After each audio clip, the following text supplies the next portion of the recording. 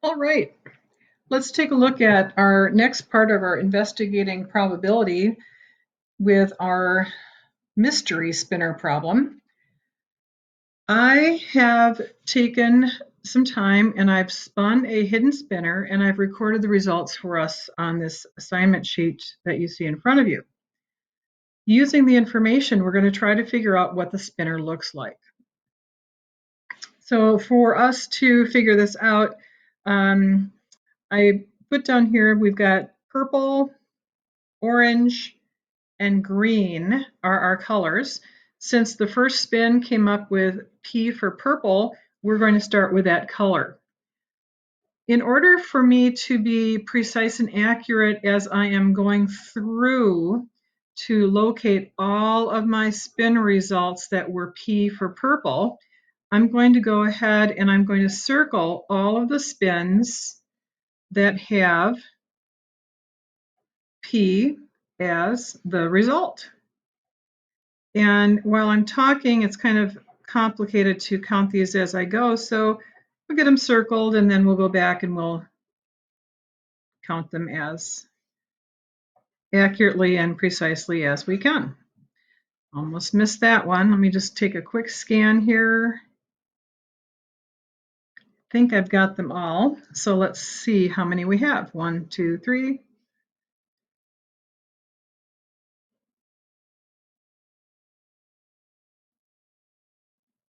I get 24. And our second spin was orange. And normally I don't like to do the same thing. So I'm going to go ahead and I'm just going to make a line underneath that one error that I made there for orange. I'm going to underline the rest of them. So there's 1, 2,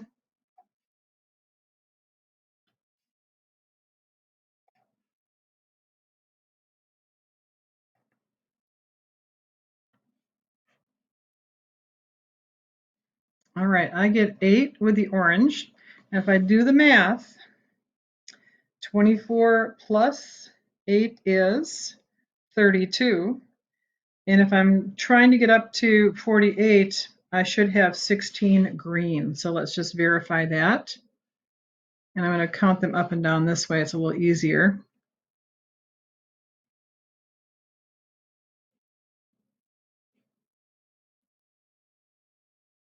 Yep, 16.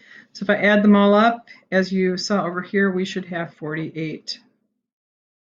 Now I'd like you to think about our data here. And when you think that you know what the spinner looks like, I want you to go ahead and draw it in the space that I've given you at the right here. And go ahead and pause your video while you take care of that.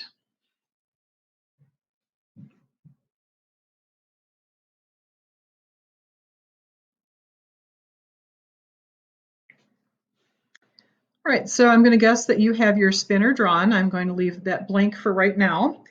We're going to move on to 1-64. And with 1-64, we're going to use our data that we collected up here to answer some questions.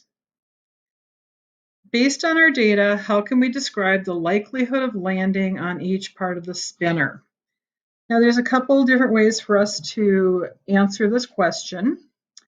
And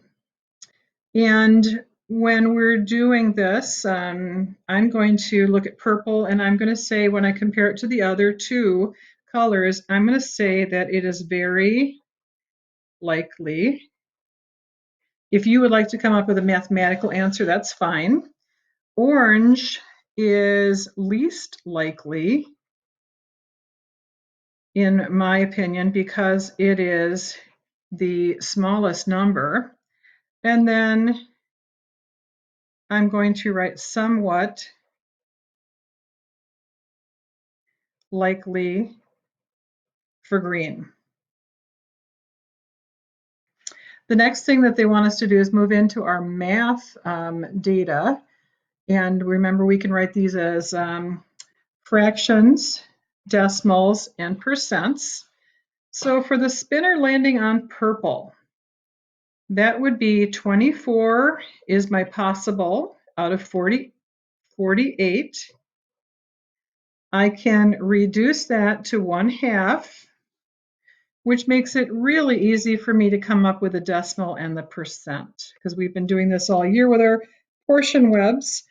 And so 1/2 is going to be 5/10, or we could call it 50/100. And then that also is equal to 50%. Now, if I'm taking a look at this spinner landing on green or orange, really, if I put that together in my mind, it says green or orange. It doesn't say that it has to be only green or only orange. So my data, my results should be similar to the ones up above here, because if I add them together, 8 plus 16 gives me 24/48 again, which gives me 1/2, 5/10, and 50%. If I wanted to separate those apart from each other, my green would be 16/48. My orange would be 8/48. I'm going to let you go ahead and finish the decimal and the percent on that. So go ahead and pause your video, do the math, and get ready to move on.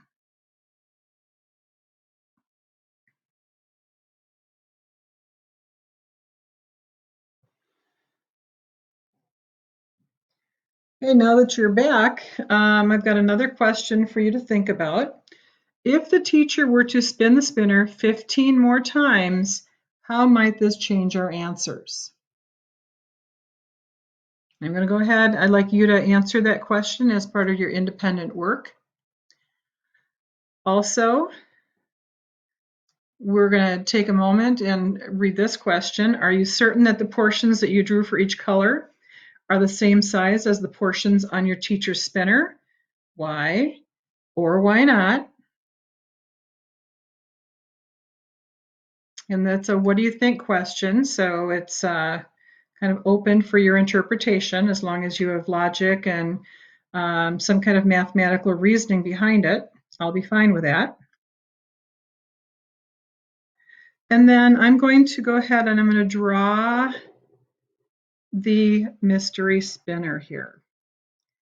Okay, the mystery spinner is purple for the largest region. This one here is green, and this one here is orange.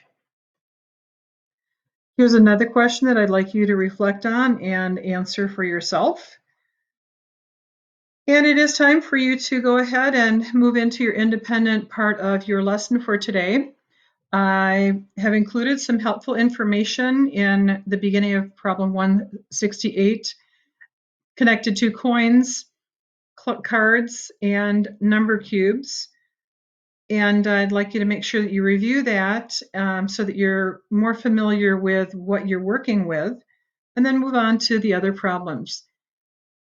When you're done, remember to submit. Hopefully Schoology will be working better for everyone.